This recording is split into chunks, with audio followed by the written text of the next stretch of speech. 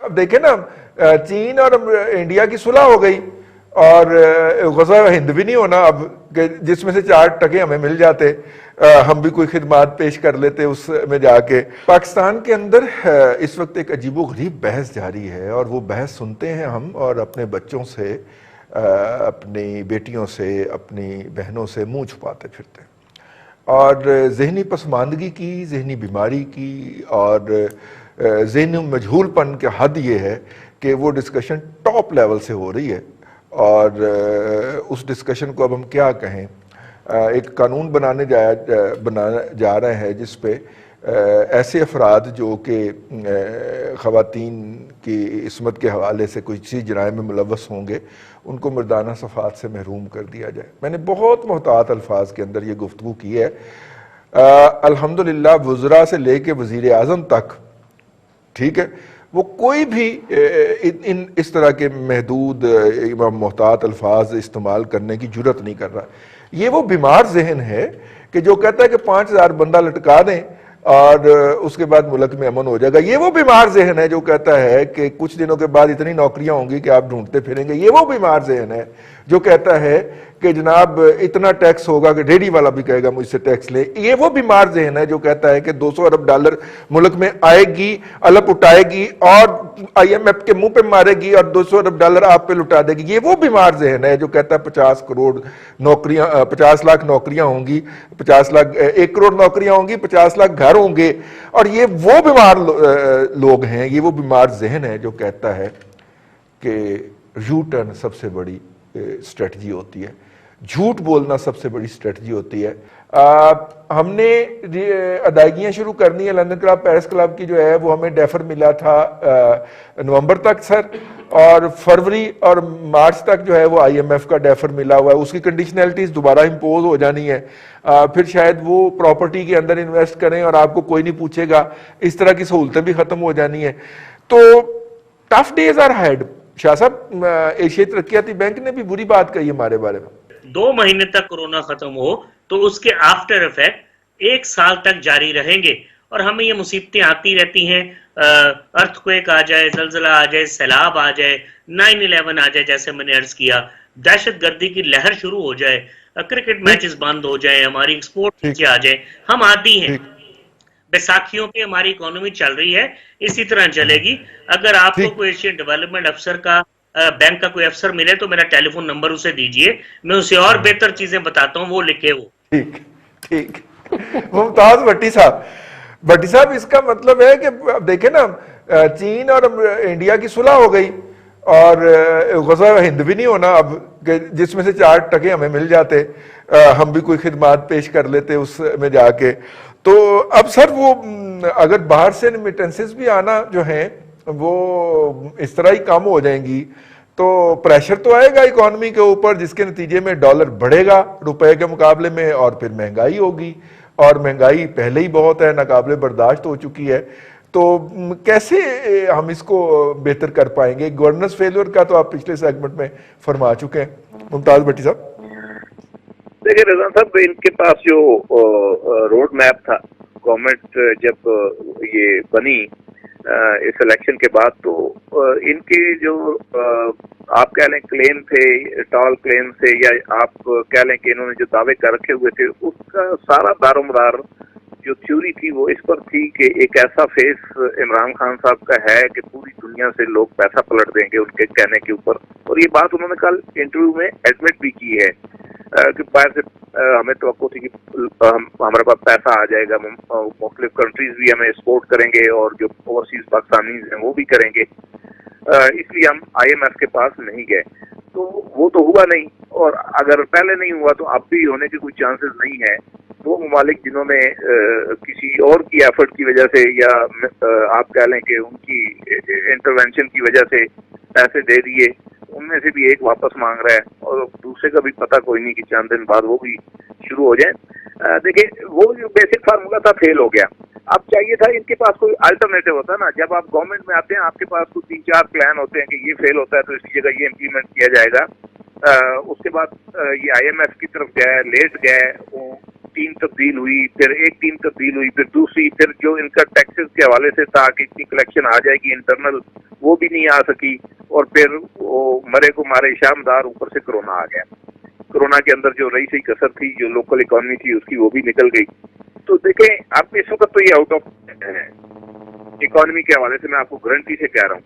और इनके सारे जो ये जो लॉलीपॉप दिए जा रहे हैं, किसी पैकेट प्रोजेक्ट चल पड़ेंगे और फिर जो है ये हो जाएगा, फलानी जगह से ताबे निकल आएंगी, फलानी गैस निकल आएगी और समुद्र में से ये निकल आएगा, ये सारे के सारे अगर कोई इनमें से आप कह लें कि एक आध के ऊपर काम भी होता है, तो ये तो 5 से 7 साल वैसे ही चाहिए इसको ट्रांसलेट करने के लिए। तो बेसिकली अब कोई इकोनॉमी का अल्टरनेटिव प्लान इनके पास खड़ा करने का है नहीं, आउट ऑफ प्लान है। और अब तो ये है कि कोई इनको कर्जा मिल जाए IMF से, इंटरनल टैक्सेशन जो है वो भी मजीद नीचे जाएगी, जो इकोनॉमी के हालात हो गए हैं वो तो इंटरलिंक्ड होती है। तो मेरा ख्याल है रिजवान रईस साहब के सबसे बड़ा चैलेंज जो है ना, वो आपके रीजन के अंदर आपको, अच्छा फिर एक और कुछ लोगों ने भाई फहमी पाल रखी है कि जी हमको पीस प्रोसेस करवा रहे हैं अफगानिस्तान वाला, तो उसमें भी शायद हमें कोई आने वाले दिनों में अमेरिका ही को पैसे दे दे। तो ये जितने assumptions हैं, ये सारी की सारी हवा में खड़ी हैं।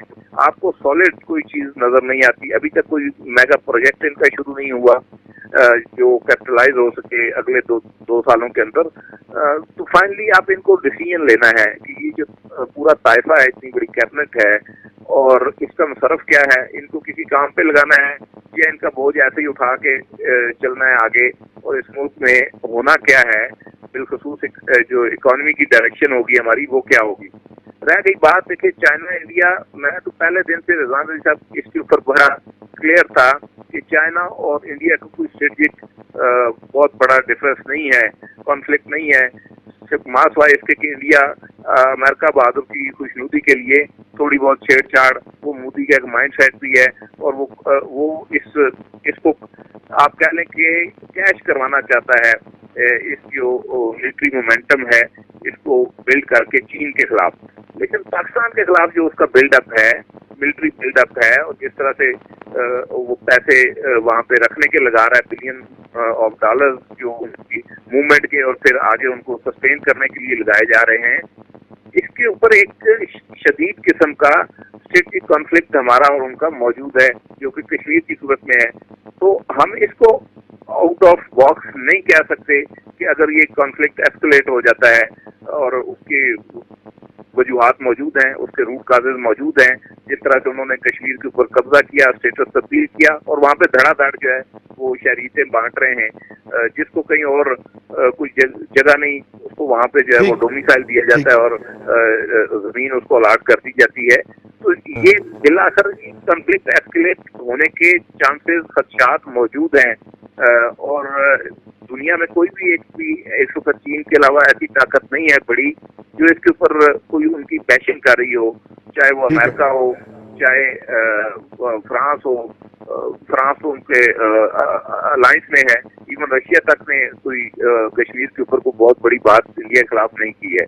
तो इसको आपको आउट ऑफ बॉक्स नहीं रख सकते, ये कॉन्फ्लिक्ट एस्केलेट हो सकता है।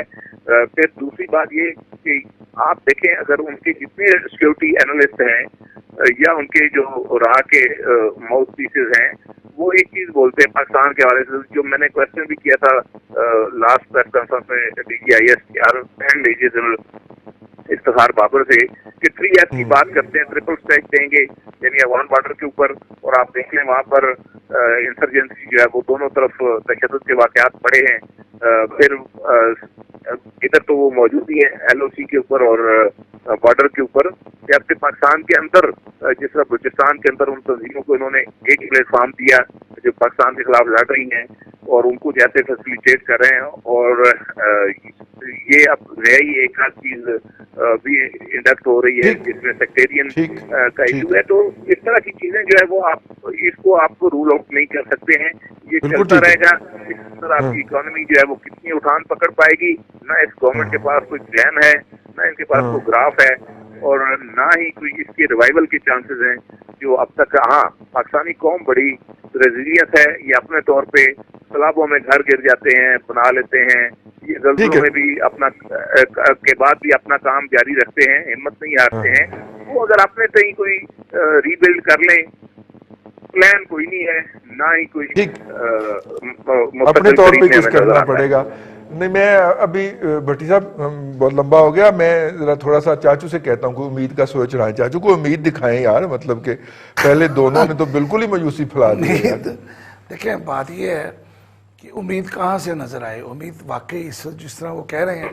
لیکن ایک چیز جو اپنا صابری شاہ صاحب نے کہی تھی کہ ہمارا باہر سے پیسہ آنا کم ہو گیا ہے, وہ تو اتفاق کی بات ہے کہ پرائم منسٹر نے پچھلے مہینے بھی یہی کہا تھا پیسہ زیادہ ہے. اس دفعہ اگست کے حوالے سے بھی ان کا یہی کہنا ہے. انہوں نے اسی مہینے 2 دفعہ کہا ہے. اگست کے حوالے سے کہا, جولائی اگست 2 مہینے ہیں نا. نہیں, جولائی میں نہیں آیا, اگست میں زیادہ مطلب پیسہ زیادہ آیا. زیادہ ہے جی. اب یہ سرپرائز ہے کہ ایک طرف سعودی عرب میں اور دبئی میں پاکستانیوں کے حالات وہ نہیں رہے, کیونکہ سعودی عرب جس طریقے سے پاکستان کے ساتھ اس وقت بیہیو کر رہا ہے, میں بیہیو کہوں گا, ڈیل نہیں کہوں گا, جس طرح بیہیو کر رہا ہے وہ رویہ وہ نہیں ہے جو ماضی میں ہوا. بہت سارے پاکستانی واپس آنے کو تیار ہیں, آ چکے بھی ہیں. نہیں, بے شمار تو اس لیے آئے تھے نا, کرونا میں آیا. کرونا میں بہت سارے پاکستان واپس آئے ہیں.